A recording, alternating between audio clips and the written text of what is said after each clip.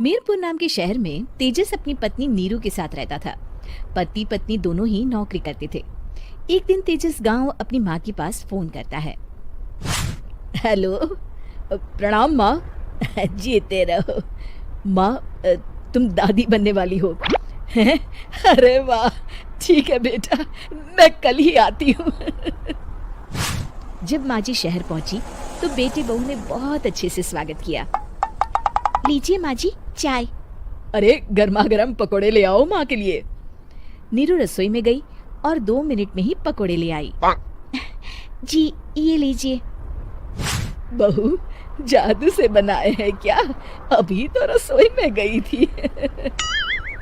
Yummy. माँ जी शीला रसोई में पकोड़े तल रही है, मैं बस लेकर आई।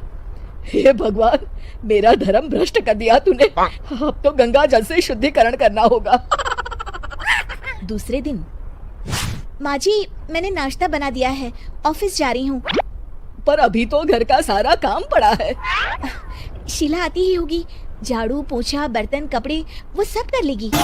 हमारे जमाने में घर का सारा काम हम ही करते थे। जी माँ जी आप बहुत होशियार हैं, मैं घर ऑफिस दोनों नहीं संभाल पाती। तो जरूरत क्या है घर से बाहर जाकर चाकरी करने की? वैसे भी घर का काम खुद करने से घर में बरकत आती है, समझी? पर माँ जी। पर वर कुछ नहीं, इस महीने की पगार मिले फिर ऑफिस बंद है। हाँ। रात को नीरू तेजस से कहती है, सुनिए जी, माँ जी बोल रही थी कि मैं नौकरी छोड़ दूं। वैसे ठीक ही तो है, अभी तुम्हें आराम की जरूरत है। फिर भी आराम कहाँ, शीला को छुड़ाने के लिए बोल रही थी। तो अब 24 घंटे में इतना काम तो कर ही सकती हो। पर जॉब पसंद है मुझे, घर पर मन नहीं लगेगा। अगले दिन जब दोनों ऑफिस के लिए निकल रहे थे, मेरी तो कोई कीमत ही नहीं है इस घर में। माँ जी आजकल महंगाई बहुत है, रहन सहन भी बदल गया है, दोनों नौकरी करते हैं तभी ठीक रहता है। अच्छा, तू कहना क्या चाहती है? मेरा बेटा तुझे बिठा के खिला नहीं सकता? तू ही इस घर का खर्च चला रही है, हैं? नहीं माँ जी, मेरा वो मतलब नहीं था। मतलब खूब समझती हूँ, ये बाल धूप में सफेद नहीं किए मैंने। हाँ। अब तो ये रोज का काम हो गया था। तेजस भी रोज की झिकझिक से परेशान हो गया था। एक दिन उसने कहा, नीरू वैसे भी तुम्हें मैटरनिटी लीव मिलने वाली है, तो अभी से ही छुट्टी ले लो। पर क्या, मेरी सैलरी अच्छी खासी है। आखिर नीरू ने रिजाइन कर दिया। जब बच्चा हुआ तो घर में सब बहुत खुश हुए। कुछ दिनों बाद तेजस फाइल देख रहा था।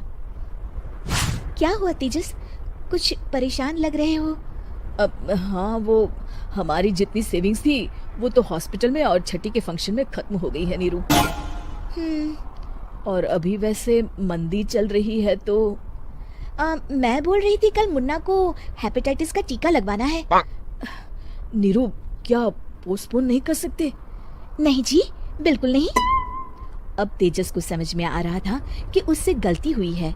पैसों की कमी का असर घर के माहौल पर भी पड़ रहा था। अगले दिन, बेटा मेरा चश्मा और ये दवाइयाँ ले आना, पर्चा देते हुए माँ जी ने कहा। जी। तेजस मुन्ना के लिए दूध का डिब्बा और डायपर भी ले आना, और ये किराने के सामान की लिस्ट है, इसे भी लाना है। तेजस गुस्से में लिस्ट मरोड़ कर फेंकता है और चिल्लाता है, पैसे क्या पेड़ पर उगते हैं? ये ले आना वो ले आना। अरे पर ये जरूरत का सामान ही है। वो गुस्से में बिना कुछ कहे ऑफिस चला गया। अरे अरे लंच तो ले जाइए। नीरू दौड़कर डिब्बा पकड़ाती है। एक दिन खाना खाने के बाद, नीरू अब तो मुन्ना कुछ बड़ा हो गया, तो अब तुम वापस ज्वाइन कर लो ना जॉब। पर इस रिसेशन में जॉब मिलना बहुत मुश्किल है। ट्राई तो करो। फिर मुन्ना? माँ जी है ना, और एक फुल टाइम मेड भी लगा लेंगे। पर माँ जी, उन्हें तो पसंद नहीं। तभी माँ जी वहाँ आ जाती है और प्यार से नीरू के सर पर हाथ फेरते हुए बोलती है, अब मेरी समझ में आ गया बहू, पहले के और अब के समय में अंतर है। तुम काम शुरू करो, मुन्ना की जिम्मेदारी मेरी। मेरी प्यारी माँ जी। ये कहकर नीरू उनके गले लग गई। शिक्षा परिवर्तन संसार का नियम है, हमें भी समय के साथ चलना चाहिए। उम्मीद है कि आपको हमारी ये कहानी पसंद आई होगी। कृपया हमारे चैनल को सब्सक्राइब करें और सभी अपडेट्स के लिए बेल आइकन जरूर क्लिक करें। और हाँ, वीडियो लाइक और शेयर करना मत भूलिएगा। Bye bye.